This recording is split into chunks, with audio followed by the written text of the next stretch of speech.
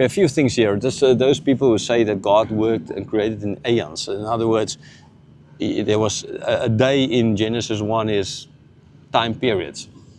Now then, this is a huge problem here, because when would the Jews then celebrate the Sabbath day?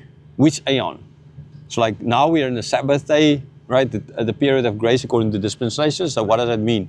Before there was work, now we can just do whatever we want to because we are grace, or yeah, whatever. Don't even want to go in there. Just sounds absurd to me. There's another one flying.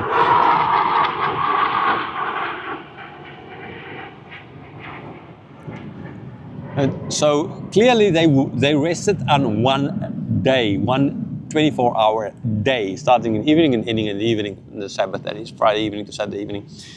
It's 24 hours. They didn't rest for an aeon, a period of time.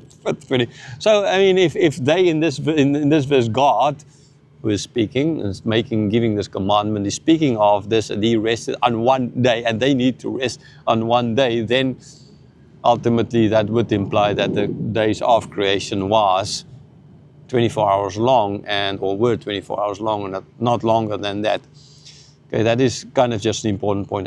Or it means that if it's aeons, then this doesn't make sense. Or God is still resting, but they must just, because God is showing them an example of they need to just rest one day, and then it's like, so you rest one day, but I'm actually still resting. And so, in the sense, I mean, God is always resting, but this way, well, at the same time, like Jesus said, that he's working, he's never resting.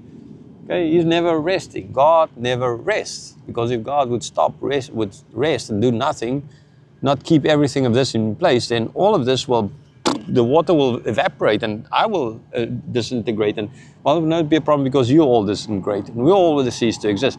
Doesn't matter, right? God is, and he always is at work, like Jesus said.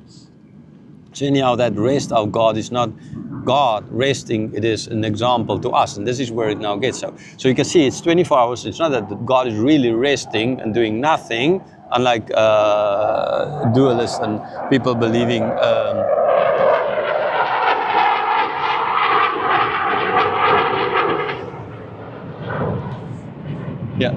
not dualists, sorry, deists, who believe that God has kind of made everything, right? Made the clock and then wind it up, and now it's just running kind of idea, right? Nature is working on its own, and God doesn't need to interfere.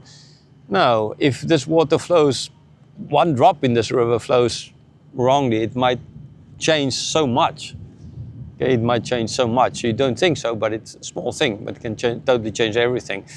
And so no, God is not in that sense sleeping or resting, but it's an example to us, because here he's going to give this commandment to show us. But this is now the base of why we need to keep this day holy, because God made it. He made this day knowing what is going to happen to the Israelites after in Egypt, knowing what's going to happen to them in Egypt, and to show them this as an example, and ultimately that they need to remind it that under Egypt they had no rest, but now under this covenant they're going to have rest. They're going to have one day, and they need to keep this day holy. So ultimately, because they're following the example of the Father who was taking care of them.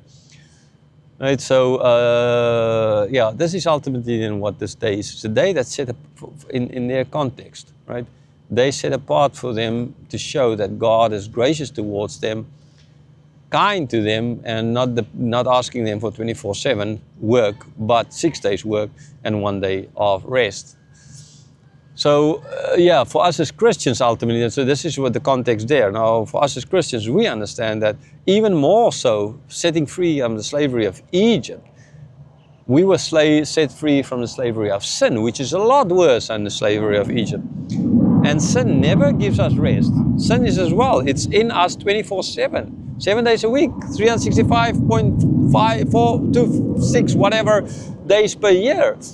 It's always with us. We're always slave to sin. And Jesus set us free from that. So then ultimately, this new covenant that we are living under is a reminder, and that's why I said every day ought to then be a Sabbath, because every day ought to be holy and set apart, because we are set apart. And it needs to remind us ultimately of setting us free from the slavery of sin. Right? So yeah, how to celebrate? But yeah, so every day ought to be a Sabbath, okay? Or every day ought to be a Sunday, a day of rest, a Lord's Day. Every day ought to be. But yeah, we do need to work. It's just in every day when you work, you treat it as a day of being set apart and a day of worship to God. So what makes Sundays then different? Do we need to then still have a day off where we stop and go to church? Yes, we do need a day like that. Because firstly, so few Christians understand that every day is a Sabbath, and they don't treat every day as a Sabbath. So for their sake, it's good to enforce a rule where you are forced to have one day off. Otherwise, you'll forget all of the days. But again, so every day ought to be a Sabbath. If you understand that, then you treat every day as a Sabbath, and you don't need a rest day per se in such a way.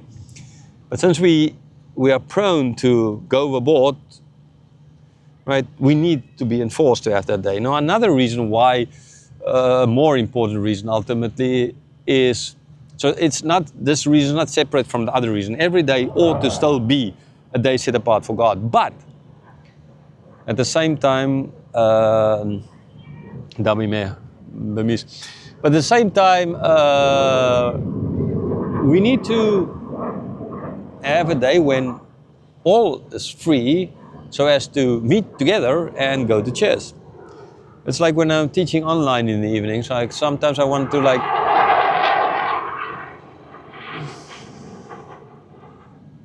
okay, so yeah, sometimes I want to teach the whole group together and say a whole Saturday, but some of the people are working and they don't have that Saturday off, and Sundays they all go to church. So it's difficult to find and ultimately a day where all is also free so you can teach. Now, if everybody just took any day off in the week, then getting all the brothers and sisters together in a building, we are the church, the building is not, but we need the building to gather together, unlike those who say just gather in your houses and drink coffee and tea and discuss your problems. That's not church. It can be added to, but it's not church. And I mean, that's not enough. So yeah, a day. So it makes sense, therefore, understandably, even an hour under the new covenant to still have one specific day where no one is working, where by law no one, well, at least not by law, but in our understanding no one is working, so you can get together in a building where you can worship together with other brothers and sisters. I just always feel one thing I would change maybe on a Sabbath. Well, there's lots of things I would change. I've been to churches, so like on Sunday as well, in the church, and the day was about the importance of the Word of God and studying the Word of God. But the sermon was like 10 minutes long, and the music part was like 2 hours. What?